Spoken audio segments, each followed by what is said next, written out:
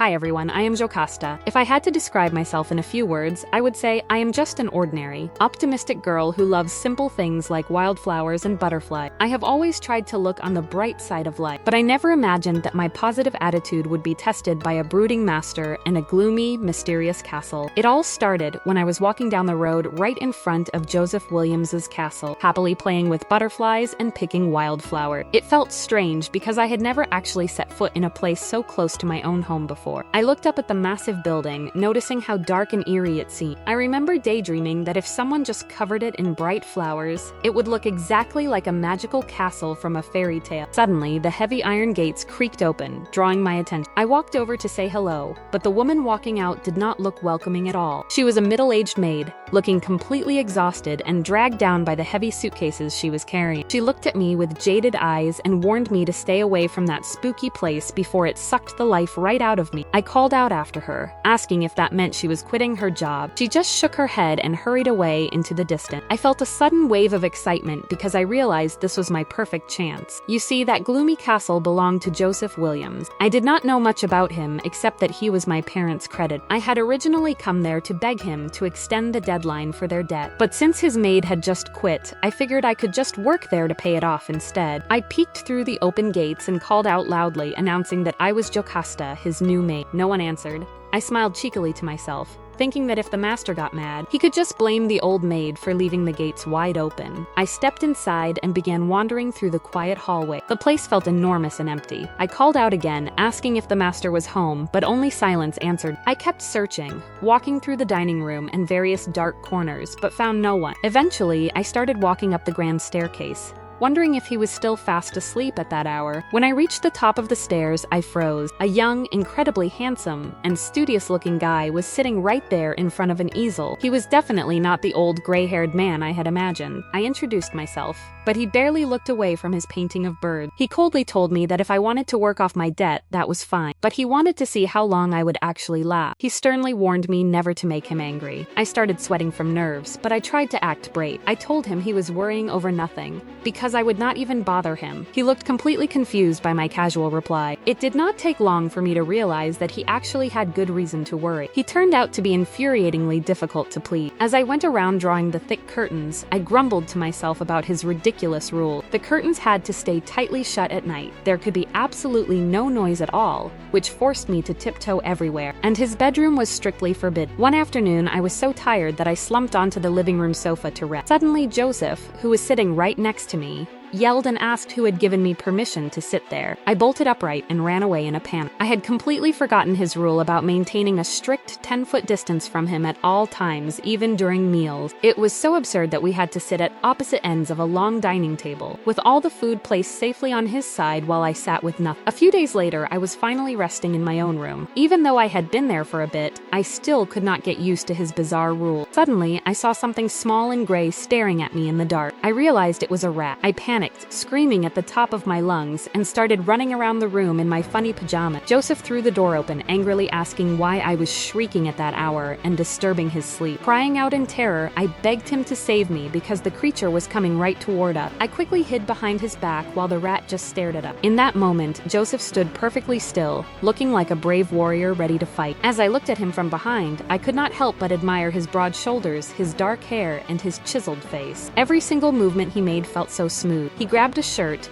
whipped it hard at the rat, and successfully scared the creature right out of the open window. I breathed a massive sigh of relief. Joseph lowered his voice a bit, telling me I was making a big fuss over nothing, but he muttered that I should move to a better room the next day, because this one was too shabby. As he walked away, I made a cute face and nodded rapidly. Looking at him closely, I realized my strict master was actually pretty handsome. After a while, living there became much easier once I got the hang of his rule. One afternoon, while I was cleaning the living room, Joseph was sitting peacefully on the sofa reading a newspaper. Without looking up, he ordered me to bring him a cup of tea. I quickly complied, placing the cup on the table a safe distance away from him. Still focused on his paper, he told me to pass it directly to him. I giggled to myself, thinking that we were finally breaking his social distancing rule. I excitedly handed him the hot cup, but our hands missed, and the tea spilled all over his clothes. Joseph lost his temper instantly, yelling that I was a clumsy dummy and asking if I could even see what I was doing. I panicked, grabbing a towel to hurriedly wipe the stains while apologizing profusely. But that only made him roar louder, ordering me to stop and asking how I dared to get so close to him. He screamed at me to get out. I was so upset by his rapidly changing mood. One minute he was calm and the next he was furious. I decided I did not care anymore and chose to just go home. I skipped happily out of the castle, running like the wind. It felt amazing to be back in my own comfy living room. I lounged on a chair and spent the evening telling my best friend, Judy, all about my crazy week at the castle. I asked her if she wanted to come visit with me sometime,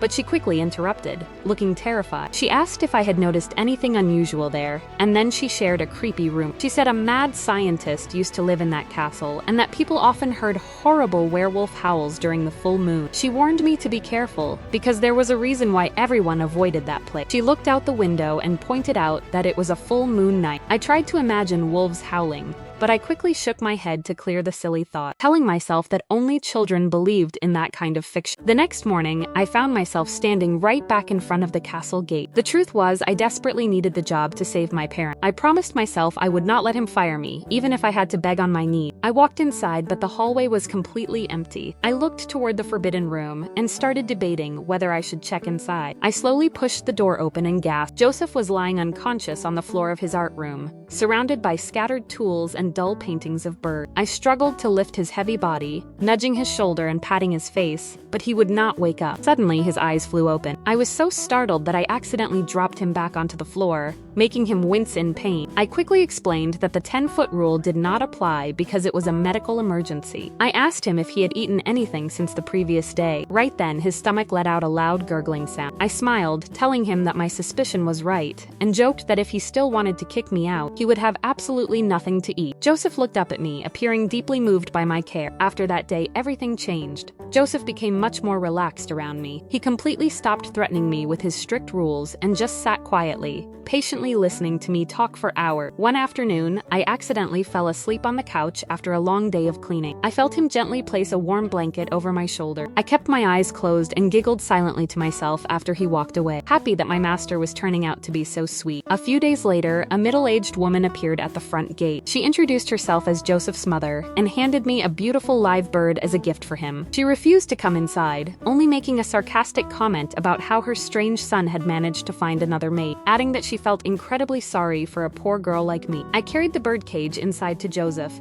excitedly telling him that his mother had dropped by with a lovely present. Joseph just looked annoyed, stating that his mother was only mocking him because he felt just as trapped in that castle as the bird in the cage. I gently reminded him that it seemed like a thoughtful gift since his entire art room was filled with paintings of birds. Joseph snapped, telling me to stop prying into things that were none of my business. I apologized, but I calmly pointed out that it was his own choice to isolate himself from the beautiful outside world. I grabbed his arm and told him to come with me, because I had something special to show him. I took him to a stunning flower valley nearby. The view was just as gorgeous as the first time I saw it, and I could tell Joseph was completely mesmerized by the sea of blooming flowers. I told him that the world was truly beautiful if he just took the time to look, which seemed to surprise him. We started walking peacefully down the path when a local gardener suddenly spotted Joseph. The man screamed in absolute terror, yelling that a wolf was coming, and all the workers fled the area in a massive panic. Joseph angrily blocked one of them, shouting to ask what he had ever done to them. He then turned back to me, asking bitterly if I still thought the world was beautiful. Joseph stormed off in a rage. I tried to run after him, but I accidentally tripped over a loose rock and crashed heavily to the ground. Hearing the loud thud, Joseph stopped and hurriedly turned around, looking deeply worried. Back in the living room, I sat on the sofa holding my arm. I kept my eyes tightly shut, but peeked slightly to see how he would react, intentionally screaming in fake agony about how much it hurt. Joseph looked hesitant, but offered to apply some antiseptic cream. I kept up the act, claiming that the cream would only make it worse. I put on a pleading face, suggesting that doing something fun like watching a movie would distract me from the pain. He could not find a way to refuse my request and reluctantly agreed. We sat together on the couch, but things got incredibly awkward when the rom-com I picked showed a scene of two characters kissing passionately under a bright full moon. I began to regret my choice, wondering what he was thinking. Suddenly, I felt the couch shaking beside me. I turned around and froze in horror. Joseph was having a severe panic attack. His eyes turned completely white, and his mouth snarled as if he wanted to tear me apart. He looked exactly like a wild beast. He became completely unhinged, frantically smashing the furniture and howling loudly. I tried to stay calm, begging him to stop, but during the struggle, he accidentally struck my injured arm. I cried out in pain, holding my wound. Hearing my cry, Joseph seemed to instantly regain his senses. The movie had stopped playing, and he stared at me in absolute horror at what he had done. He turned and tried to run away in a panic, but I quickly jumped up and wrapped my arms around him from behind, hugging him tightly. I kept repeating that it was okay and told him to just calm down. Once his breathing slowed, he sat down and shared his deepest, darkest secret with me. He explained that since he was a child, he had always struggled to control his extreme anger. Later on, his stepfather had tragically passed away on a full moon night,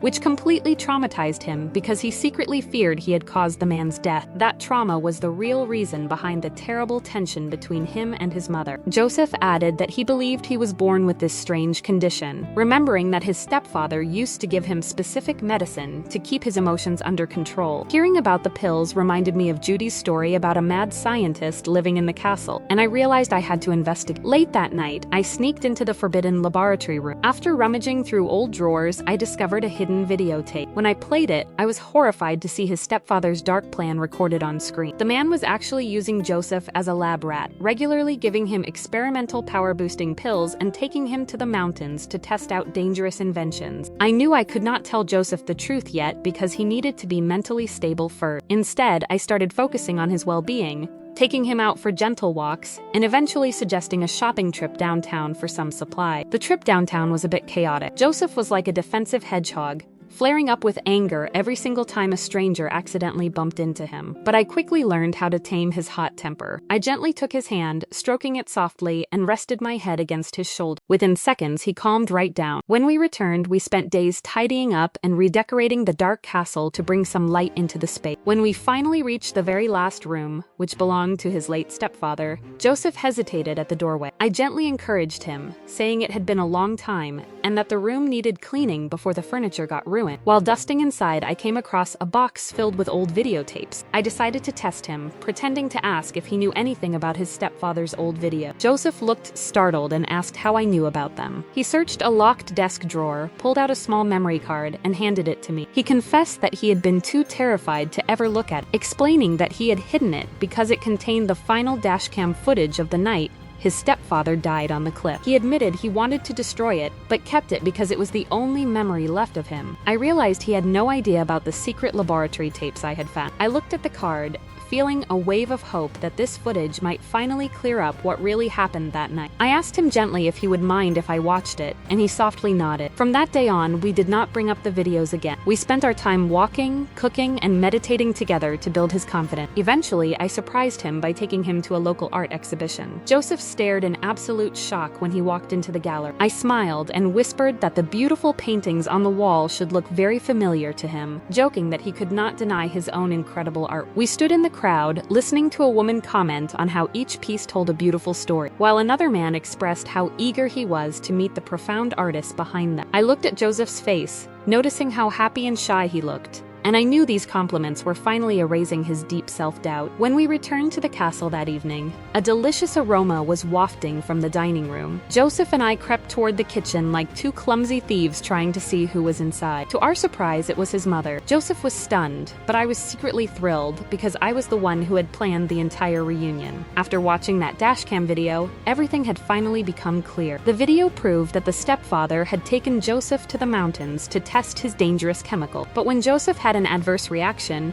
the man panicked, tripped over a rock, and fell to his death. It was a complete accident, and Joseph was entirely innocent. I had shared the truth with his mother beforehand, which led to their emotional reconciliation. They finally let go of the heavy burden in their hearts, and his mother decided to move into the castle to help us support him. Joseph also sweet-talked me, confessing that the time he had dropped the teacup on purpose was just a desperate excuse to scare me away so I would stay safe from his outbursts. I felt my heart melt realizing how deeply caring he actually was. Late one evening, I was cleaning up the main hall when I noticed bright moonlight streaming through a large window. I panicked, realizing someone had left the curtain open, and hurried over to close. As I raised my arms to grab the fabric, a warm hand gently caught mine. I turned to see Joseph smiling softly at me. He told me that before I came into his life, he never believed he would have the courage to face the moonlight again. He looked deeply into my eyes and whispered that with me by his side, absolutely anything felt possible.